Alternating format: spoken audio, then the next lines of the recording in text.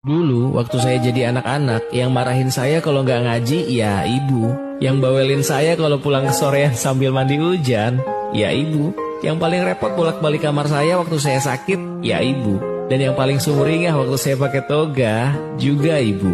Ayah itu lebih banyak diam, hanya menunggu di ruang tamu waktu saya pulang larut malam. Hanya menepuk kaki saya ketika azan subuh berkumandang. Hanya menunggu di lorong rumah sakit ketika saya tumbang. Dan hanya menjabat tangan saya ketika resmi jadi sarjana. Begitulah ayah, entah gengsi atau nggak peduli. Tapi sekarang, saat waktunya saya menjadi ayah, saya sadar. Ayahlah yang menyuruh ibu untuk menegur saya ketika mulai nakal. Ayahlah yang menyuruh ibu untuk mondar-mandir ngecek suhu tubuh saya waktu saya sakit. Ayahlah yang menyuruh ibu tiap minggu telepon saya waktu saya jauh dari rumah. Dan ayahlah yang paling bangga dan menceritakan kelulusan saya ke teman-temannya. Ayah gak mau anaknya kenapa-napa. Karena itulah yang sekarang saya lakukan ke anak-anak. Seorang ayah ingin dekat juga dengan anak-anak seperti mereka ke ibunya. Tapi kami tahu, bicara pakai hati memang bukan keahlian kami. Jadi, untuk anakku dan siapapun yang saat ini belum menjadi orang tua atau ayah, sepahit apapun yang harus kami telan, hanya satu obat penawar seorang ayah, yaitu kebahagiaan keluarganya. Hati-hati, ini contoh akhlak. Fahami makna akhlak. Jika bertemu dengan orang tuamu, kurangi ibadah kepada Allah. Wajib-wajib dulu deh, urusan sunnah nanti dulu. Senangkan ibundamu, senangkan ayahandamu. Dan di saat kau dengan orang tuamu, wahai anak-anakku, biasakan melihat ke bumi, jangan sering melihat ke langit. Tawadhu. Coba kalau kau amalkan ini, indah.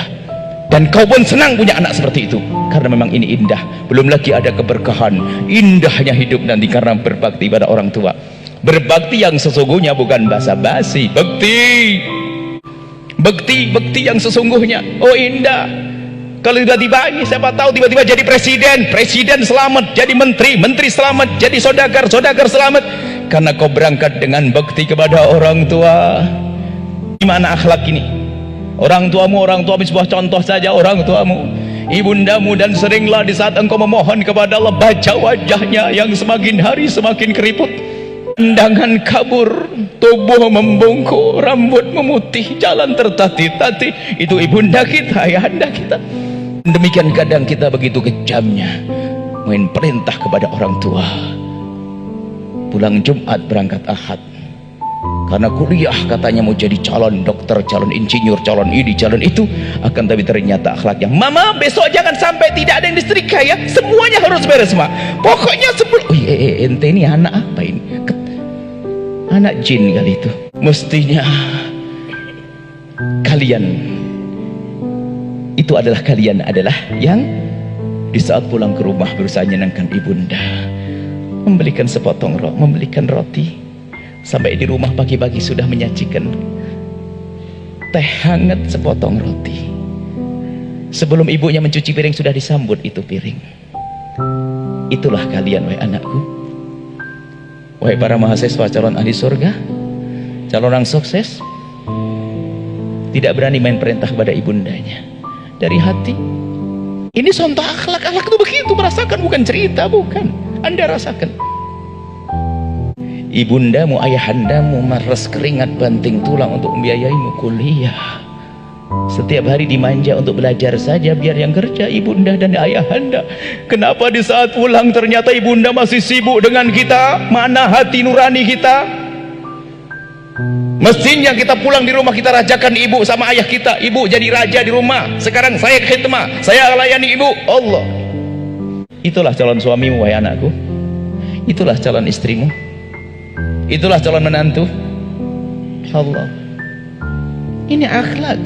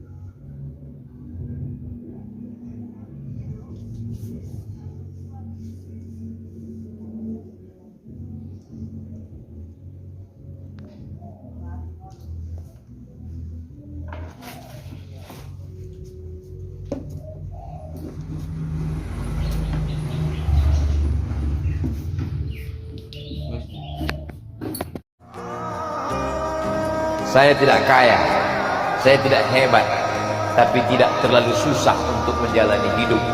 Saya manusia biasa saja. Banyak yang lebih cerdas, banyak yang lebih pintar, banyak yang lebih sukses. Tapi apa yang saya alami hari ini, saya yakin adalah doa dari ibu. Di sujud malamku ku rendahkan diri, sadari dosa yang tak terhitung lagi. Akankah ini menjadi taubat sesungguhnya, taubatan nasuha?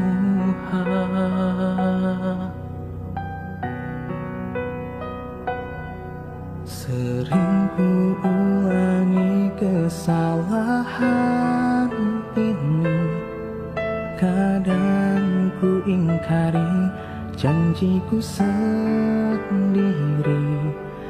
Namun ampunanmu luas tak bertepi, ya Rahman, ya Rahim.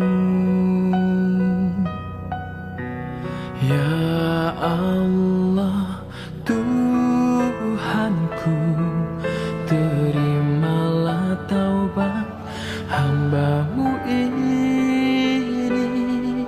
yang hina dan lemah, berkelimang dosa. Akankah ku pantas berada di Wa